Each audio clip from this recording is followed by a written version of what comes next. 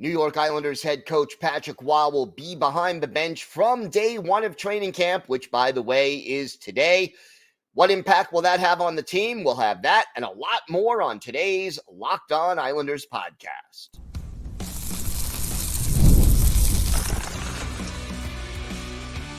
Your Locked On Islanders, your daily podcast on the New York Islanders.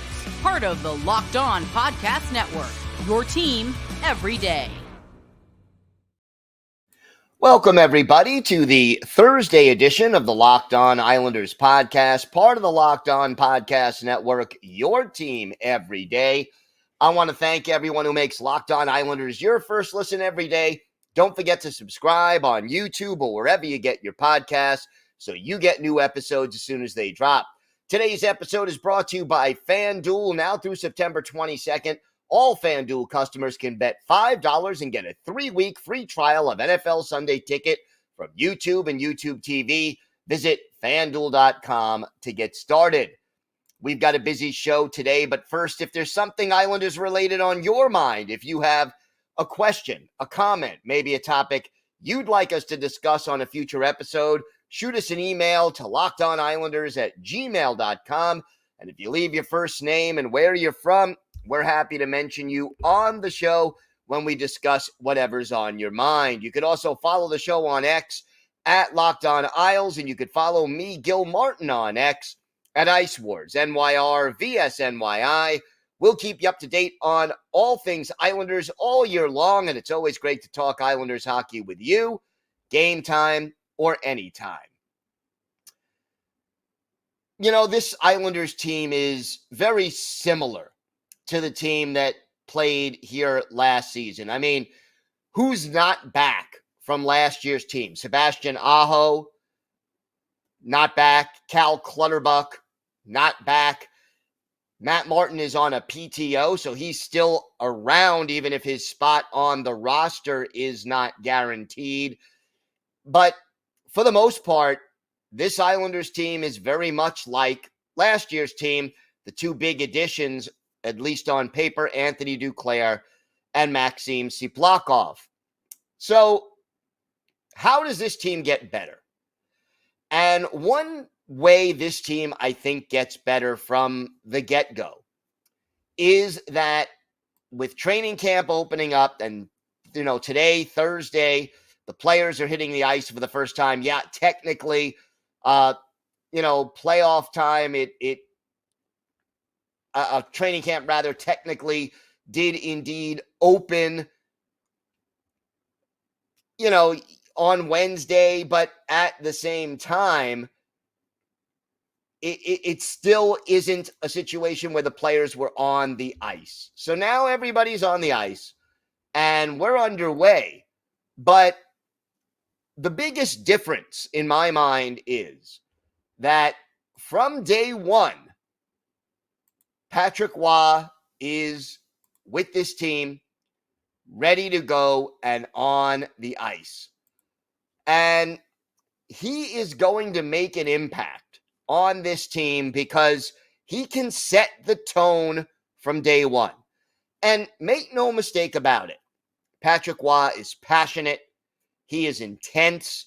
He wants to win. That is who he is and who he was throughout his hockey career, both as a player, as a general manager in juniors, as a coach, both with the Colorado Avalanche and with the New York Islanders. Anyone who remembers the final game Patrick Waugh played for the Montreal Canadiens understands this intensity and hunger to win that Waugh has. And I'm not saying that he handled that situation perfectly, but he has passion and intensity. And I think the fact that he's going to set the standards from day one this year, which is today, everybody is going to know what's expected of them. Everybody is going to know the kind of game that Waugh wants to play. And he's going to go out and set the tone. And if you recall last year, Waugh took over, 47 games into the season. And he did not have a lot of practice time between travel days and game days and back-to-backs. There just wasn't a lot of actual practice. And so, yeah, as the season progressed and Waugh was behind the bench, the players got a better idea of what was expected of them. But it's different when you're setting the tone from day one. Here's a quote from Patrick Waugh. There were days that I was watching games and our playoffs and the end of our season. The reason is very simple. I really want to make sure that we, as a coaching staff, are ready when training camp starts. We want to have a good training camp. We want to make sure we use this training camp to prepare us very well, basically, and set the tone for the start of the season. And that is what you need to do. And while, during rookie camp, he wasn't running rookie camp, but he was there. He was there every day. And during the third day of rookie camp,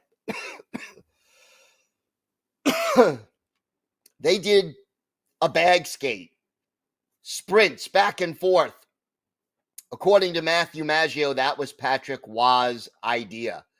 And again, one thing we need to see from the New York Islanders that maybe we didn't always see under Lane Lambert: accountability. We need to see that accountability, that attention to detail, and that intensity from the opening face-off of every game from game one. Sometimes you have the same ingredients, but you add a little yeast to the mix and your bread rises. The Islanders need something like that to happen this year. They need a situation where they are on the same page, playing with intensity, doing the little things. What have the biggest problems been for the Islanders? The penalty kill. Well, you got a new coach leading the penalty kill. Clearing the puck out of your own zone. And, from day one when he came in and was the coach, Patrick Waugh said he was going to address the exit strategy, how the team needs to keep it simple, how to get the puck out of your own zone the way he wants you to do it. It did get better a little bit under Waugh, but again, because of a lack of practice time, because of injuries to Scott Mayfield and Adam Pelech and Ryan Pollock, it got a little tougher for the Islanders to really, really implement it. Well, now, this is going to be what this team is going to do from day one. And I think this team will be more accountable. I want to see players, regardless of their status, whether it's the team captain, Anders Lee, whether it's a star player like Noah Dobson or Ilya Sorokin or Bo Horvat or Matthew Barzal. I want to see if those guys make a mistake, maybe they sit for one shift, maybe they sit for two or a period or whatever it is. I want accountability, and I want to see this team just become Patrick Waugh's team. Last year, it was like we had the Patrick Waugh wrapping paper, but inside it was still the Barry Trotz, Lane Lambert kind of a thing. I want to see both the wrapping paper and the box and what's in the box all be on the same page, all be coordinated, all be attuned to what Patrick Waugh wants this team to do. And look, this is a veteran team. This is not like a bunch of kids who don't know what it takes to win in the NHL. Patrick Waugh knows what it takes. These players know what it takes. Now they have to go out and perform. And hopefully that is what we're going to see from the New York Islanders this year. It is an intangible thing. It is not something where you say, you put your finger on it and you just say, okay, if we take 5 more shots a game, or we block 2 more shots a game, or if we improve our passing by 8%, this will be the definite result. But it's attention to detail, it's intensity, it's accountability, it's a mindset. And Patrick Waugh now gets the chance to install that mindset from the get-go. We're going to see it starting today, and I am looking forward to seeing how this team handles it and reacts, because it is going to be important toward this team playing some better hockey this year. We have got more to get to on today's show. We're going to talk about, we'll put a bow on prospect camp and a couple of more players who, kind of stood out, because we talked about one, Aiden Fulp. We're going to talk about a couple of more, plus the battle for the final forward spot on this roster. It's deep. It's interesting. There are a number of players who could take it. And oh yeah, for our Islanders' birthday of the day, we're a day early, but it's an active player who's no longer with the Islanders, but may be the least popular former Islander. Let's see if you can guess who that is. We've got all that and more coming up on today's Locked On Islanders podcast. Today's episode is brought to you by your friends at FanDuel. You've heard us talk a lot about FanDuel. It's America's #1 sportsbook. Well, we have something a little different for you. Now through September 22nd, all FanDuel customers can bet $5 and get a 3-week free trial of NFL Sunday Ticket from YouTube and YouTube TV. Then with a YouTube TV-based plan, you'll be able to watch every regular season Sunday afternoon out-of-market game.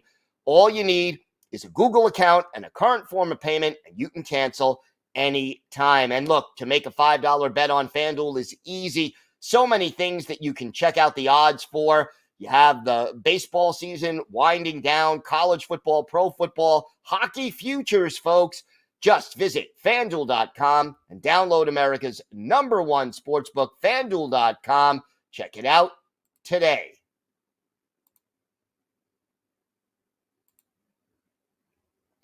So rookie camp has come to a close. We're done. Again, I still wish that the New York Islanders would have had rookie camp in the summer so that players like Cole Yzerman and Danny Nelson, just to name 2 of the team's top prospects that weren't able to attend, would have been able to attend. I also, as everydayers may recall, I want to see this team participate in rookie tournaments, which are held. All of them were seemingly held over last weekend, Friday, Saturday, Sunday. A couple of them went into Monday. 30 teams in the NHL participated in rookie tournaments. Only the Washington Capitals and the New York Islanders did not. These are things I want to see changed by the New York Islanders going forward as to the way they develop their prospects. But they did have prospect camp this week, and there were 3 players in particular who everyone, said stood out. Aiden Fulp, the defenseman who we mentioned a couple of days ago, was definitely one of them. And you can go back and listen to that show to see who it was. But another one that I think is important, and it's going to be even more important that this guy carries that over going forward, and that's Matthew Maggio. And look, Maggio struggled last year. It was his first year in the AHL, his first year as a professional. And look, he just struggled in the first half of the season, kind of had a concussion midway through the year, and then seemingly played better. And the thing that a lot of people noticed at prospects camp was that his shot just seems to be at a different level this year than it was a year ago. And, when it comes to your shot, the important thing more than anything is the release. It's not always how hard you shoot it, although that's always a factor. But how quickly do you get it off? How accurately do you get it off when you get it off quickly? All of that is important. Now, Maggio basically said he'd worked with Adam Oates, the former great center who was a great setup guy, passer, and knew a thing or two about scorers after playing with Brett Hull, for example, for many years. He was also a coach. And he worked on his release with Adam Oates during the offseason. And so getting that puck off, getting it off quickly and accurately, and kind of finding the place to do it, that bit of space, that is some of the things that he appeared to be doing better at prospect camp. And again, hopefully, that carries into training camp because, boy, having Matthew Maggio taking his game to the next level would definitely be beneficial for the New York Islanders. And then with all the talk about goaltending, and Henrik Tikkanen is the one who stood out in this training camp. Now, here's a guy who was drafted in the 7th round back in 2020 and actually played well last year at the AHL level. Had a .930 save percentage and a 2.10 goals against average in 18 games with Bridgeport. Can he take it to the next level? Now, look, I don't think Henrik Tikkanen will see the NHL this year unless there's a lot of guys getting hurt in front of him. But can he establish himself this year as the starter in Bridgeport, or at least as a guy who is a prospect, who has a chance to make an NHL roster and be at least a backup goalie in the NHL? Yeah, I think he can if he continues to grow. Now, Tikkanen is huge. He's 6'9", and yet he really does have good rebound control and good movement from side to side, which is usually not the case for a big goalie. I mean, 6'6", okay, 6'9" is just big. And seeing Tikkanen improve from a year ago is just encouraging. Look, we've been talking a lot about goaltending this offseason, especially in the last week and a half, when we found out, something may be wrong with Ilya Sorokin. And then Ilya Sorokin had back surgery. And we're going to leave it up to the team trainers and doctors as to when Ilya Sorokin will return to the ice. It's like layer by layer, you begin to think that the strongest position on the New York Islanders may not have as much depth as we thought. Well, having Henrik Tikkanen take a step forward and be more of a prospect, I think that's huge. And so with the 3 players we highlighted from prospects camp, you have a forward in Matthew Maggio, you have a defenseman in Aiden Fulp, and you have a goalie in Henrik Tikkanen, all of whom made their marks and hopefully will be able to contribute probably more at Bridgeport for these 3 this year, but they can put themselves in a position where A, they are the first call-ups if injuries hit, and B, that they take themselves to the next level where they're viewed as prospects with a potential future in the NHL rather than guys who are just there to help the prospects learn because, they're AHL veterans and they're professionals, but they're not good enough to make the NHL full time. So we'll see. Again, prospect camp, you're playing against other prospects. So it's not quite NHL level. It's somewhere around AHL level, maybe a little below in some instances, depending on the roster that you put out there. But those 3 players stood out, and we'll see how they fare in training camp. We have got more to get to on today's show. We will have our Islanders birthday of the day, and we'll talk a little bit about the battle for the final forward spots in the lineup and on the roster. We've got all that and more coming up on today's Locked On Islanders podcast. Today's episode is brought to you by your friends at Game Time. Game Time has a new feature called Game Time Picks that makes getting tickets for your favorite live events even easier. Game Time Picks filters out the fluff to show you only incredible deals on great seats, so you don't have to waste time searching thousands of seats to see which one you want to get.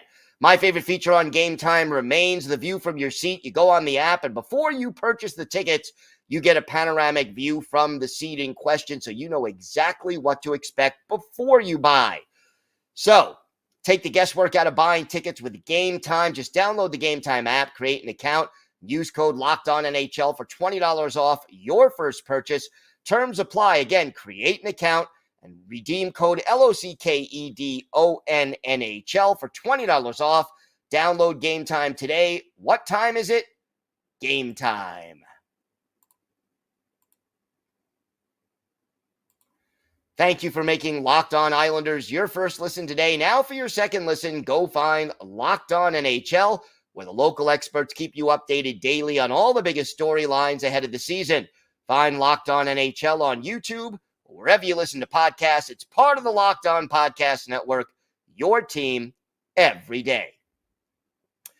So the battle for that final forward spot in the lineup, it ain't easy to figure this out. It's complicated, right? I mean, this team has options.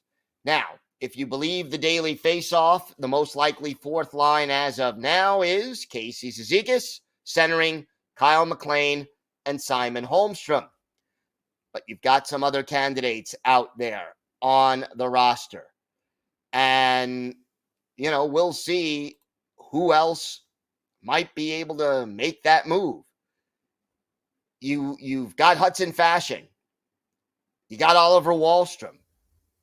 These are the guys already on the NHL roster who would love to be on that fourth line somehow. Then, you know, you've got other guys who have a shot. You know, Julien Gauthier played some games in the NHL last year. Liam Foudy, another fast guy, might be able to get a chance at making this roster with a really strong training camp. And then you have Matthew Maggio, who we talked about, William Dufour, who, you know, is in the last year of his contract before he becomes an RFA next year. These are all players who will fight. And remember, assuming Lou Lamoriello frees up enough cap space to have a full accompaniment of 23 players, and usually that's 14 forwards, 7 defensemen, and 2 goalies on your 23-man roster. Assuming that Lou can clear up the space to field a complete roster, and I think he will find a way to do that, then the Islanders, you know, you got 2 spots on that bench. And the way Patrick Roy likes to mix and match lines and the accountability factor, it wouldn't surprise me to see, depending on the opponent, depending on who's playing well, depending on who's struggling, it wouldn't surprise me at all to see guys rotating in and out of the lineup, whether it's Oliver Wahlstrom, whether it's Hudson Fasching, whether it's Simon Holmstrom. You know, one of these guys could just ball out in camp and win the spot outright and just be that 12th forward. Or one of them could be traded or waived or sent down to the minors, or you could have a rotation. You know, we're playing against a team that is fast. We need guys with speed. So Julien Gauthier is going to be in the lineup today to try to counteract the speed of the opposition. You know, that is always a distinct possibility. Or maybe Liam Foudy gets a spot. Or maybe if you want a little bit more size up front, you know, you go with Hudson Fasching or Matt Martin if he makes the team. All of these guys are in the mix. If you need more goal scoring and Oliver Wahlstrom is still around, maybe you insert him. You need a better penalty kill. Maybe you go with Simon Holmstrom. All of these options exist. And, it wouldn't surprise me to see them alternate. And beyond that, I just think having an open competition is the best thing for this team right now. Go out there and battle and prove yourself. Earn it. The old expression in football that you hear often is iron sharpens iron. Well, it's true in hockey too. Having a job handed to you creates an atmosphere like, hey, I'm good. Having to earn it, game in and game out, day in and day out, practice, each practice by practice, that means you've got to play your best hockey at all times. And that is the kind of thing that can make this team better. So one of the things we're definitely going to keep an eye on in training camp is the battle for the fourth line forwards and who the Black Aces or 13th and 14th forwards are going to be. A lot of possibilities. We're going to see who steps up and claims the job. Time now for our Islanders' birthday of the day, and Friday will be the 34th birthday of former Islanders center John Tavares. Pajama Boy will be 34, the Mississauga, Ontario native. Islanders' first overall pick in the 2009 NHL draft. Played for the Islanders immediately. Had 24 goals, 54 points as a rookie. His best season statistically with the Islanders was his last. Well, maybe not. His best season with the Islanders, 2014-2015, 38 goals, 86 points. He had 84 points in his last year with the Islanders. His best season, 88 points, 47 of them goals. That was his first year in Toronto. The amazing thing about John Tavares is that in his career, his teams have only gone beyond the first round of the playoffs twice. And he's been at this for, quite a few years, going back to 2009, 2010. We're going to talk about one of his more memorable games as an Islander, and it was his very first NHL game. Yet there were some good times with John Tavares before his less than ideal departure. So his first game as an Islander, October 3rd, 2009, at the Nassau Coliseum. The Pittsburgh Penguins with Marc-Andre Fleury in goal. Dwayne Rollason, the goalie for the Islanders. And after the Islanders fall behind 1-0, John Tavares gets his first career NHL point. He sets up a goal on the power play by Mark Streit. And then in the second period, John Tavares scores his very first NHL goal, also on the power play. The assist to Trent Hunter and Matt Molson. Islanders end up losing this game in a shootout by a score of 4-3. But for our Islanders' birthday of the day, John Tavares, he had a goal and an assist. He had 2 shots on goal. He played 22 minutes and 5 seconds, all in his very first NHL game. And he made an immediate impact for the Islanders. All right, that's going to do it for us today. I want to thank everyone who makes Locked On Islanders your first listen every day, everydayers. We will be back tomorrow. Preseason hockey is right around the corner. We'll have all the news from day one of Islanders training camp. Make sure you join us for that. Until then, have a great day, everybody. Stay safe. And of course, let's go Islanders.